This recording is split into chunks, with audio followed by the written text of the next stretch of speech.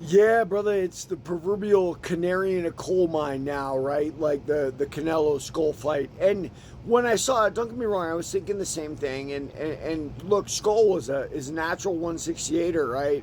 And he moved the entire time. I was very impressed with the movement a guy at 168 pounds can give, because normally a guy at 168 weighs what, like 180, 190 when he gets in the ring. So, his movement was absolutely impressive for a guy that big. And what was not impressive from Canelo, he didn't cut off the ring, number one, and he didn't throw combinations.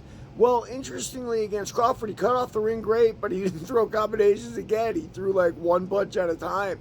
And this is something in boxing, you always got to ask yourself, like, so does that fight he had mean anything? Because we've seen a lot of guys, what was it, Sugar Ray Leonard versus Ron Howard or whatever his name was, and then he comes back and beats Marvin Hagler. So you can forget fights sometimes, say, bad style, bad matchup, he should have never fought him, or you could say the guy is slipping.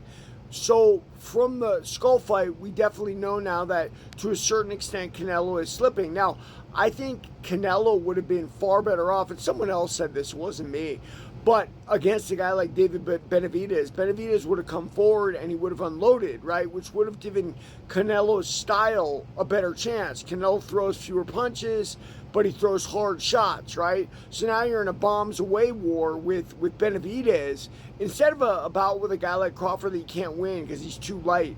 Maybe Canelo Benavidez would have been like Mabili Martinez, right, on the undercard. Maybe it would have been some kind of thrilling phone booth warfare fight. As it is, it doesn't seem like we'll ever know, and that's too bad. I get it. Weight plays a big factor.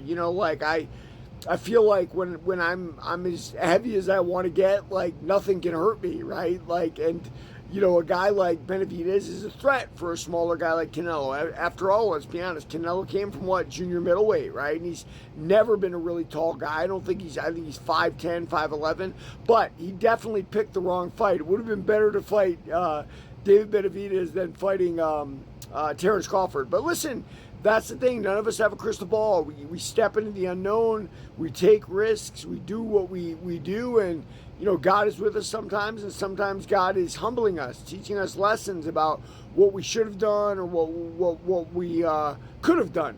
And I think Canelo knows that now. I think Canelo probably regrets taking on Terrence Crawford. Much tougher task to chase a lithe, quick man around the ring than it is to meet somebody in combat like David Benavidez, because, they're all tough. They're all boxers. They all know what they're doing. So at the end of the day, would have been better Benavidez. It was what it was. Like and follow for more in the fight game.